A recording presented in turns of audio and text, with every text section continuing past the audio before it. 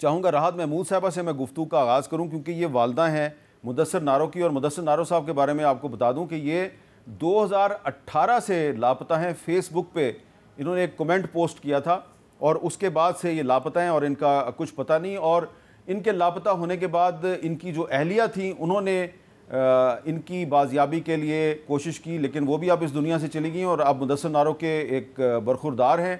وہ ہیں، اور راحت محمود صاحب ہیں۔ تو راحت محمود صاحبہ، آپ سے میں یہ جاننا چاہتا ہوں، سب سے پہلے تو یہ بتائیں کہ آپ اپنے برخوردار مدثر کے بغیر عید کیسے مناتی ہیں؟ میر صاحب، یہ عید جو ہوتی ہے نا، اس کو یہ تو خوشی کا نام ہے، ایک مسرت کا نام ہے، تو ہم جیسے لوگوں کے پاس یہ خوشی نہیں چیز نہیں، بلکہ عید والے دن ہمیں زیادہ اذیت ہوتی ہے، اس لیے کہ مجھے وہ سارا منظر نظر آتا ہے جب میرا بیٹا چھوٹا سا تیار ہو کے میرے سامنے گھومتا تھا، اور پھر بڑا ہو گیا، پھر عید نماز پڑھنے جاتا تھا، واپس آ کے مجھے ملتا تھا، تو جو سارا منظر میری آنکھوں کے سامنے جب گھومتا ہے تو یہ مجھے اور بہت اذیت ہوتی ہے، عید مجھے گزارنا مشکل ہو جاتی ہے۔ اب یہ بچہ چھوٹا جب یہ اپنے باپ کا راستہ دیکھتا ہے تو مجھے اور بھی دکھ ہوتا ہے کہ اب اس کی ماں بھی نہیں ہے، اور یہ بچہ جو ہے اور کس طرح یہ اپنے باپ کا راہ دیکھتا ہے، اور یہ دیکھیں کہ میں دن میں 5 دفعہ میں اللہ کے سامنے گڑ گڑاتی ہوں، اور رات کو اٹھ کے بیٹھ جاتی ہوں کہ اللہ تعالیٰ میرا بیٹا خیر خیریت سے ہو اور واپس آ جائے۔ اور جب میں اس طرح جب دعا کرتی اس طرح تڑپتی ہوں جس طرح میرا بڑا بیٹا تڑپا بھائی کے لیے، اور میری بیٹی اپنے بھائی کے لیے تڑپتی ہے، تو یہ اللہ تعالیٰ میرا جو بدلہ ہے، یہ اللہ تعالیٰ ان سے نہیں پوچھیں گے ظالموں سے کیا ہمارا قصور کیا ہے، ہم کس طرح بچوں کو پالتی ہیں مائیں کتنی مشکل سے، تو یہ اچھا یہ بتائیں کہ کس طرح یہ حساب دیں گے، کیا یہ بتائیں کہ عام طور پہ یہ پاکستان میں یہ تاثر دیا جاتا ہے کہ یہ جو لوگ لاپتہ ہو جاتے ہیں تو یہ دراصل دہشت گرد ہوتے ہیں، ان کو اٹھا لیا جاتا ہے، غائب کر دیا جاتا ہے، تو آپ کا بیٹا جو ہے وہ مدثر نارو، وہ تو جرنلسٹ تھا، تو وہ تو اپنی فیملی کے ساتھ گیا تھا کاغان ناران، وہاں سے اس کو غائب کیا گیا، کوئی آپ بتائیں گی کہ اس کا قصور کیا تھا؟ کوئی آپ کو پتہ چلا کہ اس نے کیا ایسا جرم کیا تھا کہ جس کی وجہ سے وہ غائب ہوا؟ اس نے بس لکھتا ہی تھا کہ اس نے نظم لکھی تھی، اور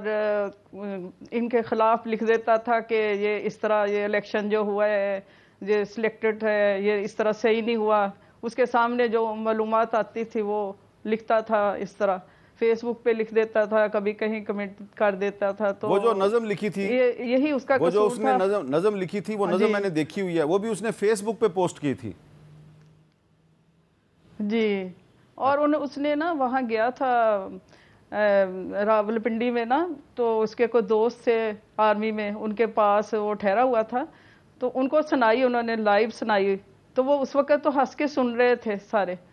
تو بعد میں یہ رزلٹ اس کو ملا ہے۔ میں سمیع الدین بلوچ کے پاس جاتا ہوں۔ سمیع، ذرا آپ بھی بتائیں کہ آپ کو تو بہت سال ہو گئے ہیں، 2009 سے آپ اپنے والد کا راستہ دیکھ رہی ہیں کہ وہ کب واپس آئیں گے، تو عید کیسے گزرتی ہے؟ اور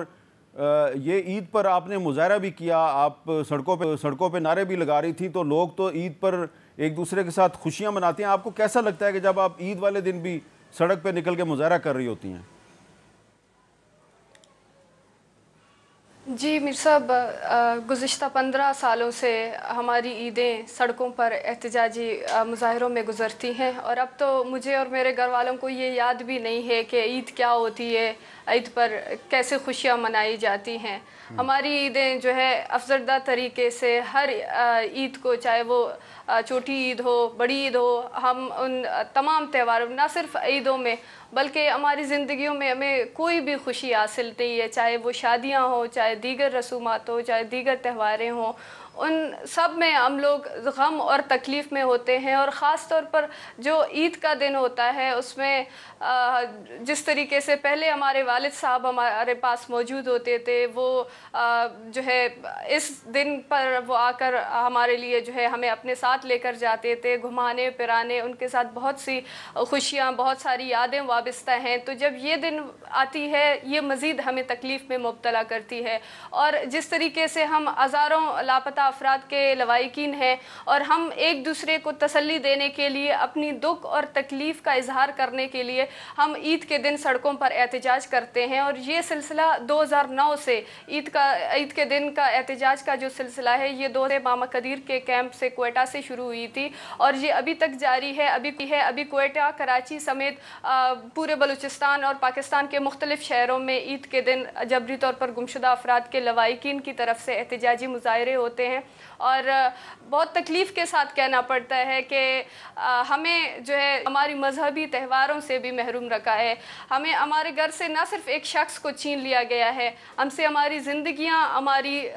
چین، ہمارا سکون، ہماری نیند، ہمارا مستقبل، ہماری جو ہے ان سے جڑے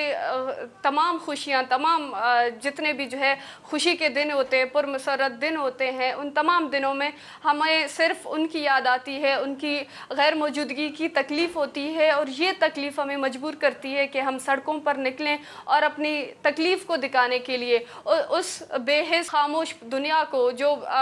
بین الاقوامی ادارے ہیں، انسانی حقوق کے لوگ ہیں جو انسانیت کی بات کرتے ہیں، ان کو دکھانے کے لیے کہ آپ یہ دیکھیں اسلامی ملک میں ہم مسلمانوں کے ساتھ کیا ہو رہی ہے. ہمارے لوگوں کو آج تک ہمارا یہی مطالبہ ہے کہ اگر ہمارے لوگوں نے کچھ کیا ہے آپ ان کو منظر عام پر لائیں، بھلے اپنے جیلوں میں ڈال دیں. اگر آج ہمارے لوگ بھلے جیلوں میں ہوتے، وہ قید زندانوں میں بھی ہوتے، لیکن ہمیں پتہ چلتا کہ وہ کہاں پر ہیں، کس حال میں ہیں، اور کچھ نہیں ہوتا. ہم صرف عید کے دوران ان کے پاس ان کے لیے ایک جوڑا کپڑے اور ایک جو ہے جوڑا جوتے ہم ان کے پاس لے کر جاتے، ہم ان سے ملتے. ہمارے لوگ اتنے سالوں سے غائب ہیں، اگر ہمارے لوگوں کو اپنی ہی بنائی ہوئی جیلوں میں ڈالتا، کم از کم ہمیں ان کی خیریت کا پتہ چلتا. کون سا اتنا بڑا نقصان ہوتا ہے.